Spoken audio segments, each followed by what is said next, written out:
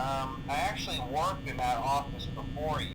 I'm finishing up my last week now, as a matter of fact, so I know it can be a bit overwhelming, but I'm here to tell you there's nothing to worry about. You'll be fine. So let's just focus on getting you through your first week, okay? Let's see. First, there's an introductory greeting from the company that I'm supposed to read. It's kind of a legal thing, you know. Welcome to Freddie Fazbear's Pizza, a magical place for kids and grown-ups alike, where fantasy and fun come to life.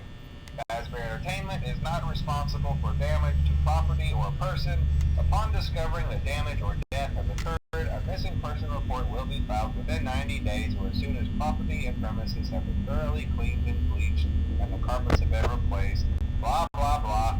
Now, that might sound bad, I know, but there's really nothing to worry about. The animatronic characters here do get a bit quirky at night, but do I blame them? No. If I were forced to sing those same stupid songs for 20 years and I never got a bath, I'd probably be a bit irritable at night too. So remember, these characters hold a special place in the hearts of children, and you need to show them a little respect, right? Okay. So just be aware, the characters do tend to wander a bit.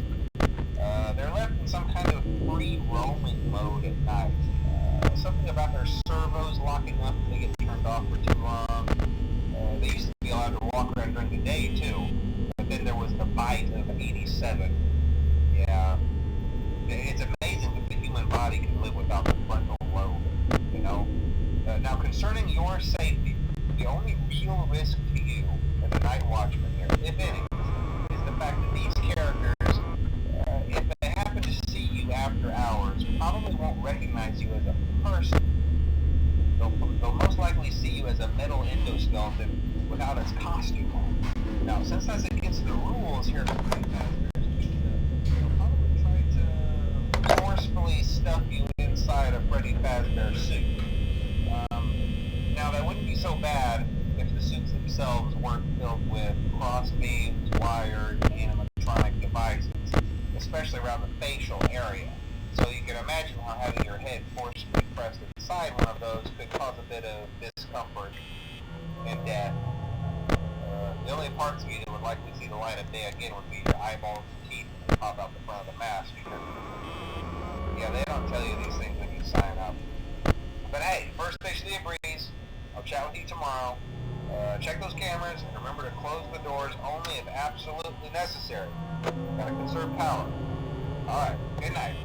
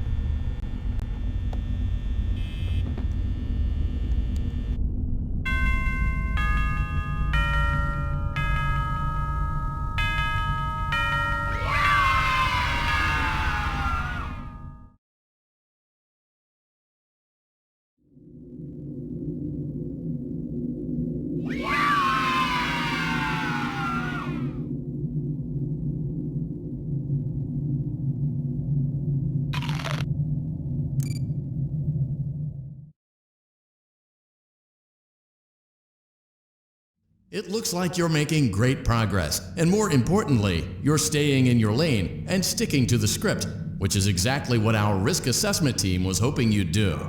Please continue to enjoy the Fazbear virtual...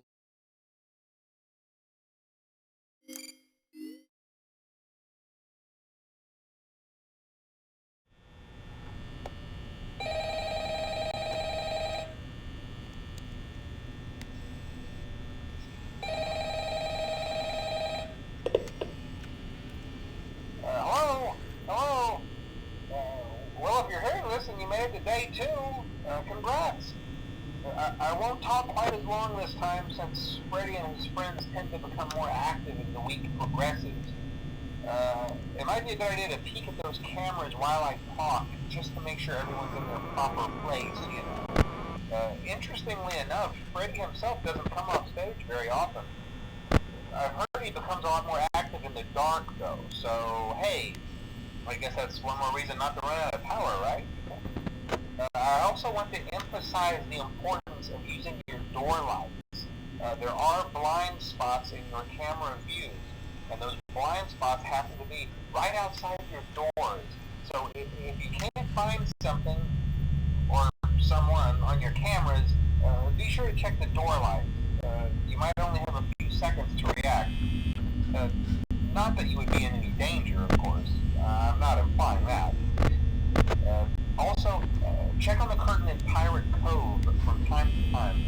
The character in there seems unique in that he becomes more active if the cameras remain off for long periods of time.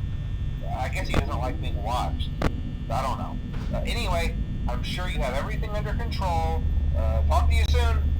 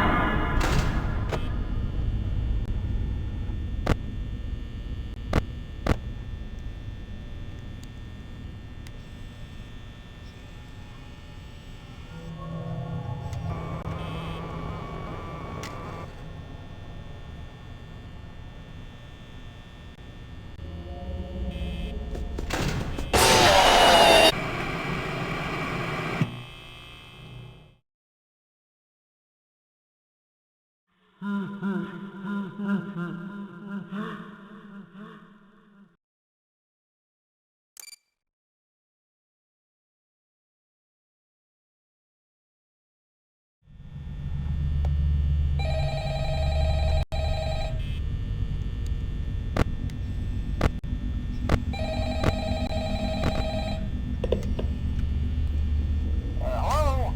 Hello? Well, if you're hearing this and you made it to day 2, congrats.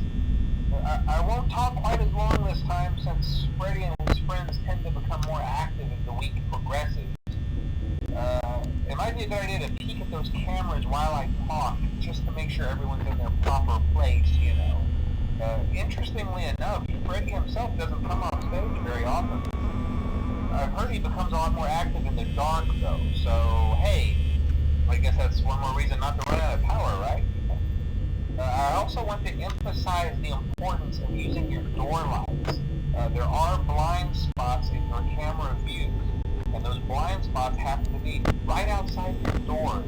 So if you can't find something or someone on your cameras, be sure to check the door lights. You might only have a few seconds to react. It's not that you would be in any danger, of course. I'm not implying that. Also, check on the